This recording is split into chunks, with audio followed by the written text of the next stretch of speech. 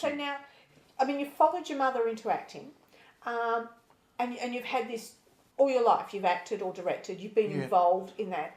Now, all of a sudden, I won a scholarship to NIDA for the very first year. For the very first year. So you've been to NIDA? Yeah, but at the end of the first... In those days... Nowadays it's a 3-year course. In those days it was a 2-year course. Right. At the end of the first year, I went back to Perth for the holidays, hurt my arm, and I was in hospital for a little while. And that's when I got a letter from them saying that I had not graduated into the second year. And that was good because I had just been offered a contract with the Playhouse in Perth, which was the theatre company, to join them as a professional actor as well. Right. I didn't miss that second year because I found, I was 19, I think, when I went to NIDA. I found that a lot of the things they were teaching us, I was thinking, why am I being taught this? I do it automatically, you know. Oh, okay. So it came to you, it was something you were just able to do. You didn't. You didn't. I'm glad I went. I met some. There were 32 of us in the first year, and I met some terrific people and some very good actors.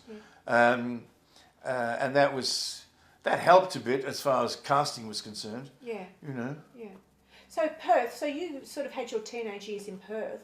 What was Perth like back then? I mean. Oh well. I mean, it's isolated now. It's only because it hasn't. I think it's just reached the 1 million population. Well, of course, I hadn't been to any other major city in Australia, so I thought that Perth was very good, but it wasn't as good as London, where I'd just come from. You know. No. The comparison. Well, there would have been no comparison. I mean. It was a different country. It was a totally different atmosphere. Yeah. There was so much water, that blooming big river with all the water, you know. And my school overlooked that. And the one good thing about my school, I was in boarding school at Christchurch, and we were right next to MLC, which was really nice. Because we could mix in the evenings. Methodist Ladies College? Yeah. We mixed in the evenings without permission. Yeah. I can imagine. Yes. I can imagine what you were supposed to have been doing. I don't know. Homework. Oh, that? Yes. Oh, God. Yeah. Oh. Well, I fizzed that. Oh, because I ran a business at school. Another one? At boarding school. No, okay. At boarding school. Yes. If you got lines... we had to write lines out. Yeah. I would do you 100 lines for a shilling, and I got so much business. I got another kid to help me, and then I thought, hang about. So I got 2 kids to help me. They did the writing. I paid them a shilling, but I charged the victim 2 shillings. So I made a profit anyway. Oh, you're awesome.